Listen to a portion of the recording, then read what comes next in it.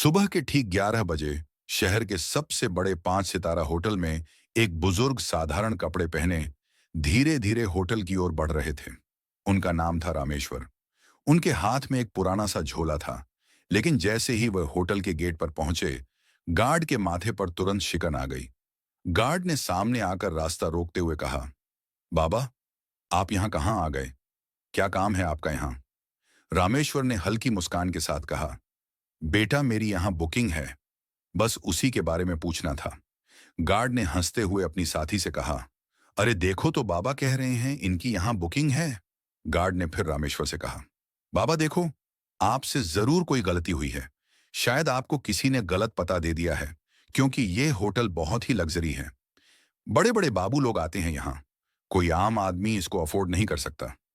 इतने में होटल की रिसेप्शनिस्ट ने यह बातचीत सुन ली।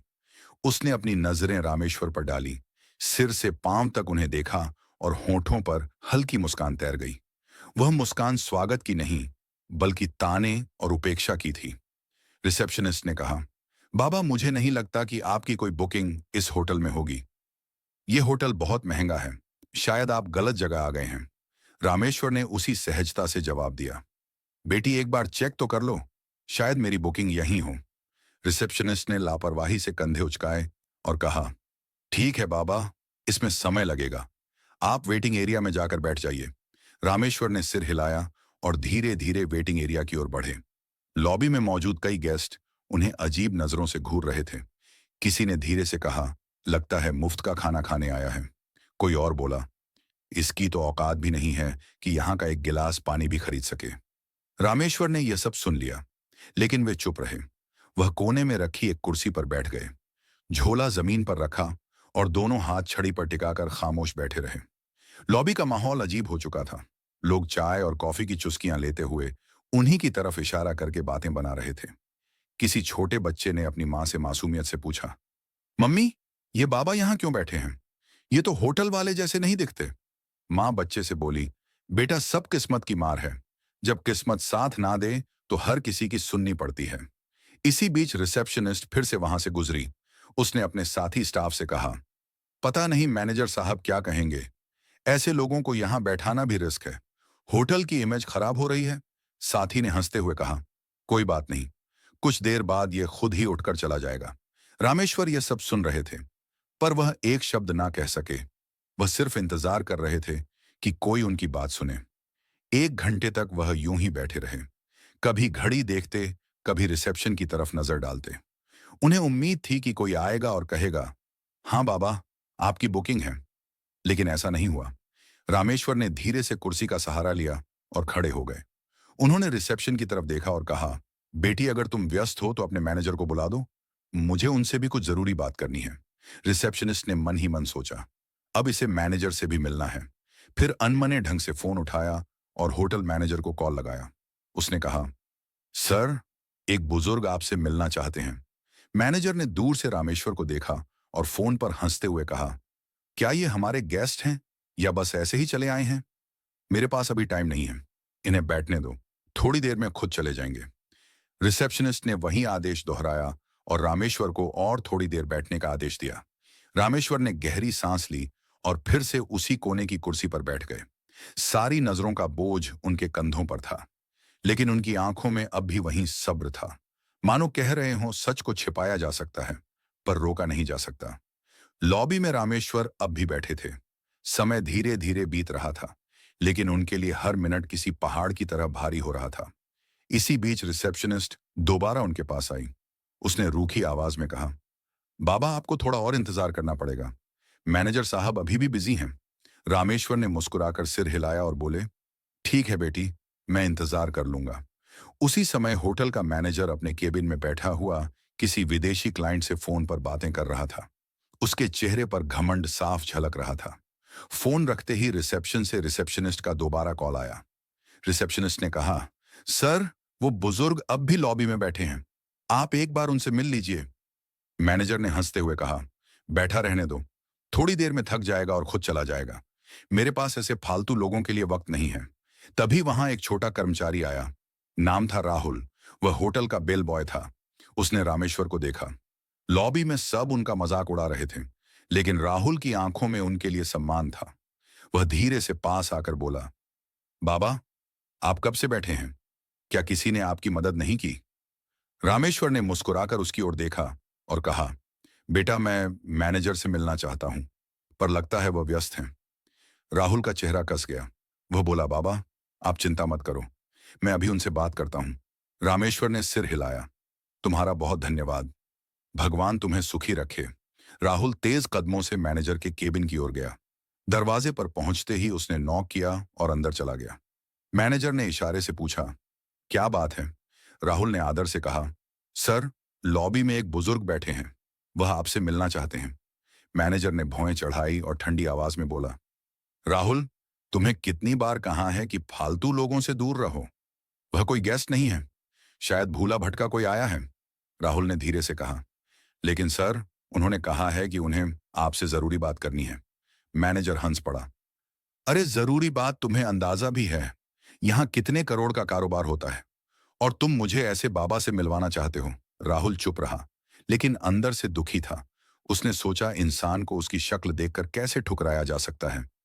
क्या बड़े पद पर बैठने से किसी को इंसानियत भूल जानी चाहिए? मैनेजर ने सख्त आवाज में कहा, राहुल, तुम अपना काम करो, यह मामला तुम्हारे बस का नहीं है।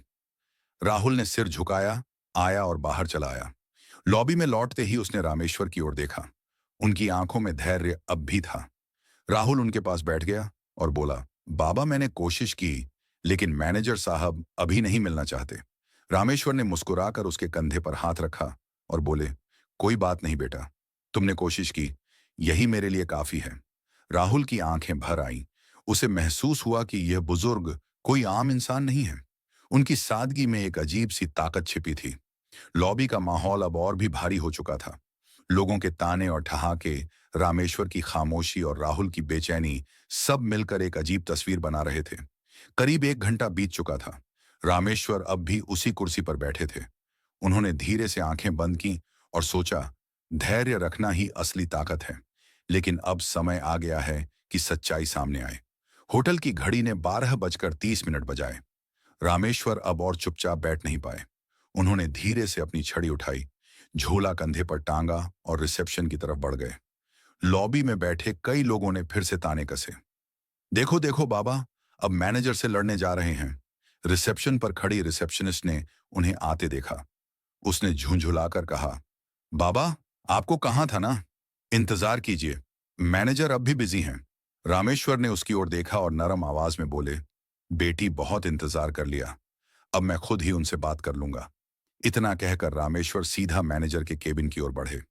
लॉबी में खामोशी छा गई। सबकी नजरें उसी तरफ टिक गईं। हर कोई देखना चाहता था कि आगे क्या होने वाला है। जैसे ही रामेश्वर ने केबिन का दरवाजा खोला, मैनेजर अपनी घूमने वाली कुर्सी पर अकड़ के साथ बैठा था।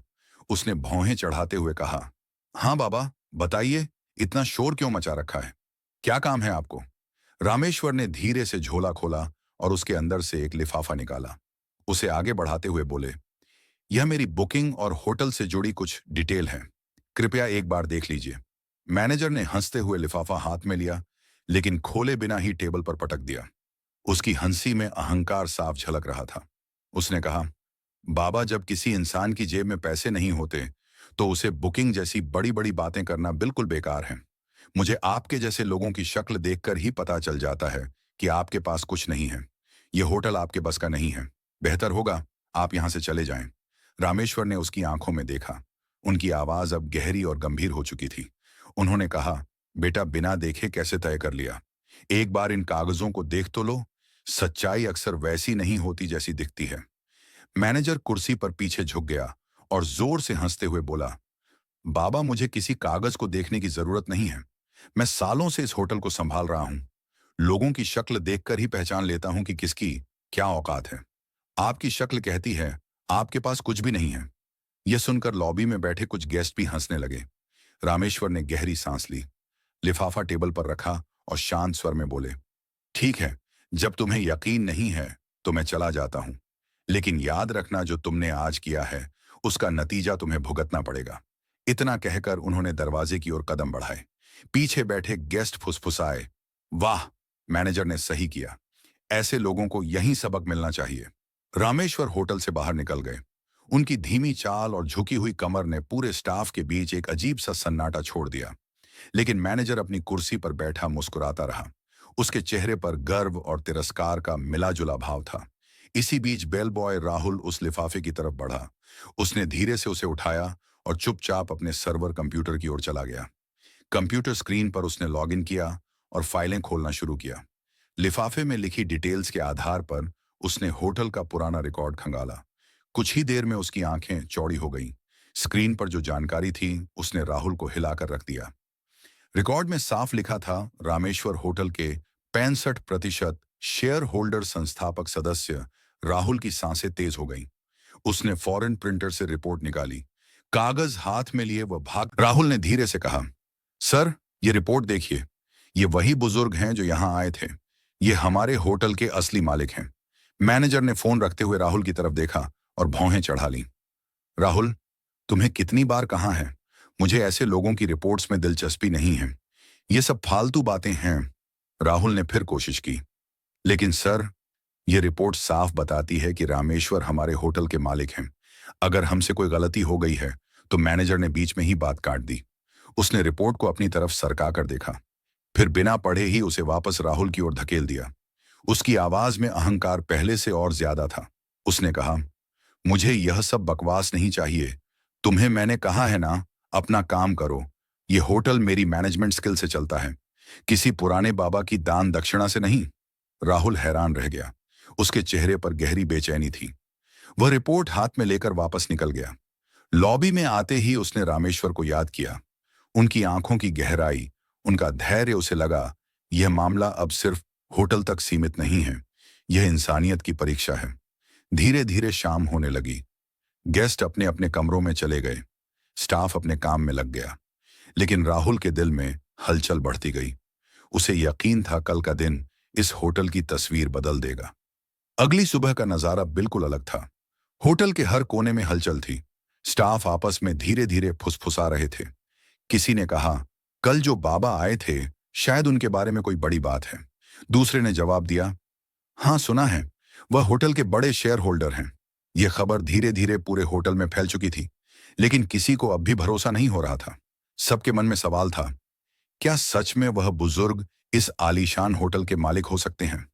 10:30 बजते ही लॉबी का माहौल अचानक बदल गया। होटल के मुख्य द्वार से वही साधारण कपड़े पहने बुजुर्ग रामेश्वर अंदर आए। लेकिन इस बार वह अकेले नहीं थे। उनके साथ एक सूट बूट पहना अधिकारी था, जिसके हाथ में काले रंग का ब्रीफकेस था। सभी की नजरें एक ही पल में उसी दिशा में टिक गईं। गार्ड, रिसेप्शनिस्ट, वेटर सब सन्नाटे में खड़े रह गए। कल जिन्हें सबने अनदेखा किया था, आज वही शख्स होटल में किसी सम्राट की तरह प्रवेश कर रहे थे। रामेश्वर ने सीधे हाथ से इशारा किया, मैनेजर को बुलाओ। आवाज में अब कोई नरमी नहीं थी, बल्कि एक आदेश की कठोरता थी। थोड़ी ही देर में मैनेजर बाहर आया। उसके चेहरे पर हल्की घबराहट थी, लेकिन अहंकार अब भी बाकी था। वह आधा मुस्कुराकर बोला, जी बोलिए बाबा, आज फिर आ गए।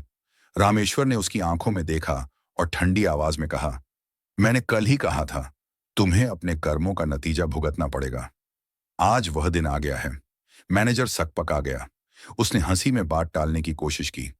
रामेश्वर के साथ आए अधिकारी ने ब्रीफकेस खोला। उसमें से मोटी फाइल निकाली और सबके सामने टेबल पर रख दी। उसने जोर से कहा, ये डॉक्यूमेंट साफ बताते हैं, इस होटल के 65% शेयर रामेश्वर के नाम पर हैं। असल मालिक वही हैं। पूरा स्टाफ स्तब्ध रह गया। रिसेप्शनिस्ट के हाथ कांपने लगे। लॉबी में मौजूद गेस्ट्स ने एक दूसरे को देखा और फुसफुसाए, ये तो सच में मालिक हैं। हमसे कितनी बड़ी भूल हो गई।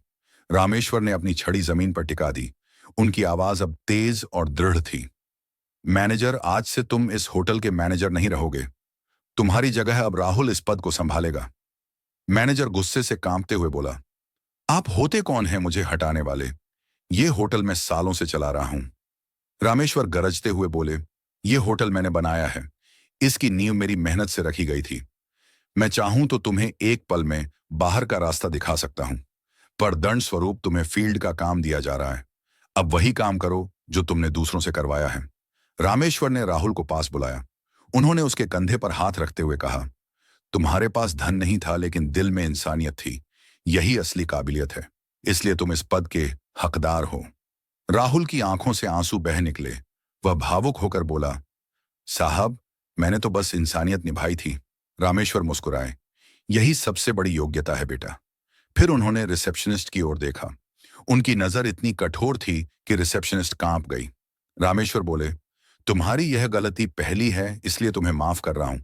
लेकिन याद रखना, इस होटल में कभी किसी को उसके कपड़ों से मत आंकना। हर इंसान की इज्जत बराबर है। रिसेप्शनिस्ट ने हाथ जोड़ लिए और रोते हुए कहा, मुझे माफ कर दीजिए, आगे से ऐसा कभी नहीं होगा। रामेश्वर ने चारों तरफ देखा और ऊंची आवाज में कहा, सुन लो सब लोग, ये होटल सिर्फ अमीरों का नहीं है। यहां इंसानियत ही असली पहचान होगी। जो भी अमीर गरीब का फर्क करेगा, वह इस जगह पर रहने लायक नहीं होगा। लॉबी में मौजूद गेस्ट्स ने जोरदार तालियां बजाई। हर कोई रामेश्वर को सम्मान की नजरों से देख रहा था। जो कल तक उन्हें तुच्छ समझ रहे थे, आज वही उनके आगे झुक गए। रामेश्वर ने अंत में कहा, असली अमीरी पैसे में नहीं, सोच में होती है। अगर सोच बड़ी हो तो इंसान खुद ही बड़ा बन जाता है। इतना कहकर वह अधिकारी के साथ होटल से बाहर निकल गए। पीछे खड़े स्टाफ और गेस्ट्स देर तक उनकी ओर देखते रहे और मन ही मन सोचते रहे, मालिक ऐसा होना चाहिए जो दूसरों को उनकी इंसानियत से पहचाने, न कि उनके कपड़ों से। उस दिन के बाद होटल का माहौल पूरी तरह बदल गया। स्टाफ अब हर गेस्ट के साथ सम्मान से पेश आता। लोग कहते, रामेश्वर ने सिर्फ होटल नहीं बनाया, बल्कि इंसानियत की नींव भी रखी। दोस्तों, अगर आपको यह कहानी पसंद आई हो तो प्लीज इसे लाइक करें और ज्यादा से ज्यादा लोगों तक शेयर करें। और हाँ, हमारे चैनल को सब्सक्राइब करना बिल्कुल ना भूलें, ताकि ऐसी ही दिलचस्प और दमदार कहानियां आपको मिलती रहें।